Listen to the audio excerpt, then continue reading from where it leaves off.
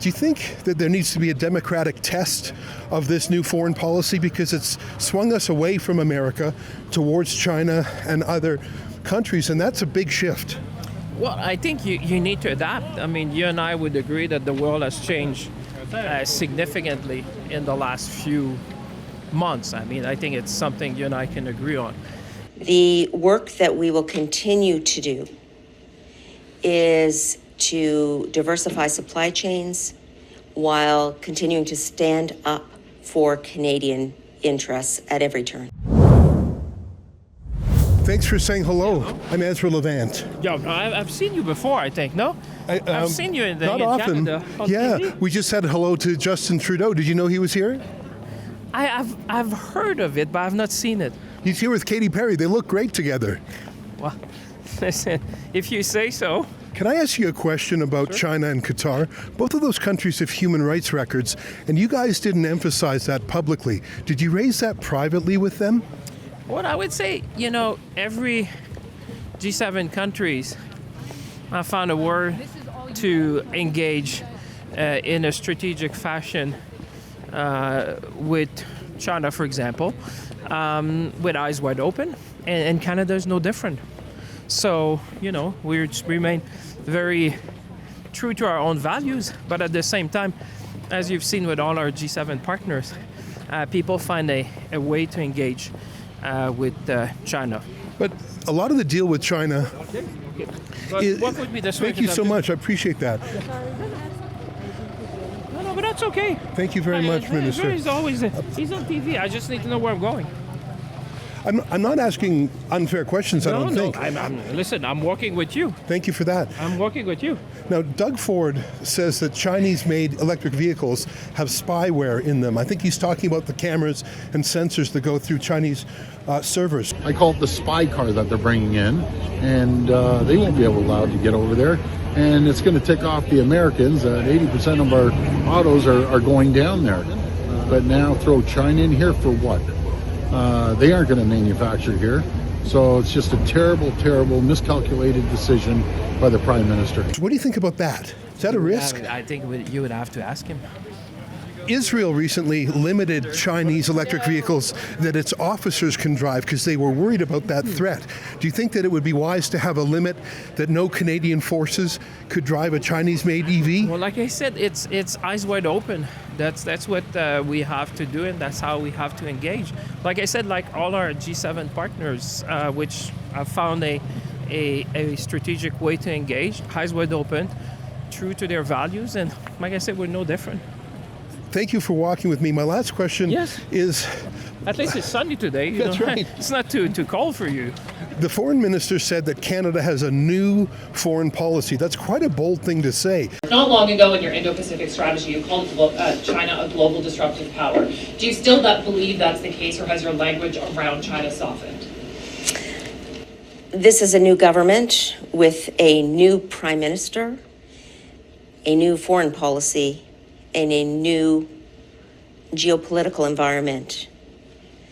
In this moment of economic stress for our country, it is necessary for us to diversify our trading partners and to grow non-U.S. trade.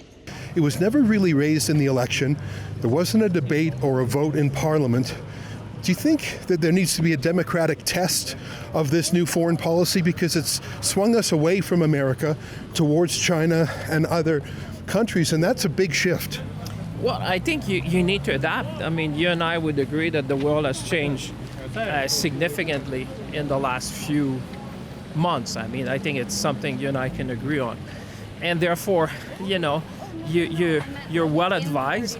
You have to show humility, and humility is to say if the world changed, you need to adapt to new circumstances in the world. And that's what we're doing. But like I said, if you look at our partners around the world, they've also adapted in light of this different world. We see the speed, scope, and scale of change, which is quite unprecedented. Some would say you have to go back to 1945. Some would say you go to the fall of Berlin Wall.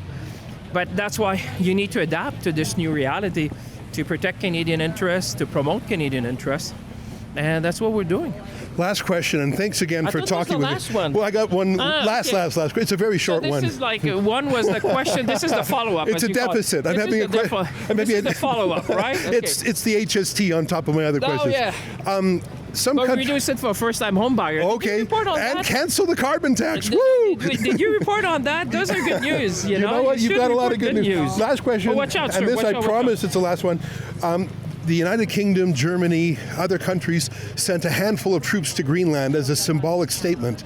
Do you know if Canada is thinking of sending any troops to Greenland as a symbolic statement?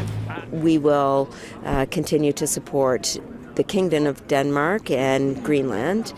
It's a broader question of what are the operating principles upon which we undertake our diplomatic relations. And the operating principles, while this world is so volatile, the operating principles themselves haven't changed. The operating principles are state sovereignty and territorial integrity, and those principles underpin our membership in NATO and our relationships diplomatically around the world. I would refer to the statement of the Prime Minister. You say, we've been very clear in our principle that the future of Greenland is for the people of Greenland to decide in Denmark. And we've been very clear about respecting the territorial integrity of Greenland. Minister, thank you for walking and talking with me. I really appreciate it. Pleasure. All the best to you. Yeah, I'll see you again, I'm sure. I hope so. Thank you, Minister. You've done a great job. Be careful, because it's tough to walk backwards. Yeah, he's got the tougher job with a big I don't want backpack. you to get hurt and, Thank you, Minister. cost me money in my budget. Thank you very much, Minister. That's François-Philippe Champagne, Mark Carney's Minister of National Revenue. He had other portfolios under Trudeau as well. It wasn't a particularly substantive conversation. I asked him what I thought were simple questions. He basically gave me a bland message track for each of them, but I'll give him this. He did not shoo us away. And when one of his assistants tried to shoo us away, he said, no, I'll talk to them. That's a rare Liberal willing to engage in conversation with Rebel News these days, so I salute him for that. I don't think he quite answered the questions, but we'll have to follow up another day in another way. For now, I'm Ezra Levant in Davos at the World Economic Conference, and let me tell you, you bump into VVIPs, it's probably more VIPs per square foot here than anywhere else, and he didn't have security, he had one assistant, and he was willing to talk. Very interesting. If you like our work, go to wefreports.com. You can see it all, and if you want to chip in to cover our cost to get here, you can do that at wefreports.com as well.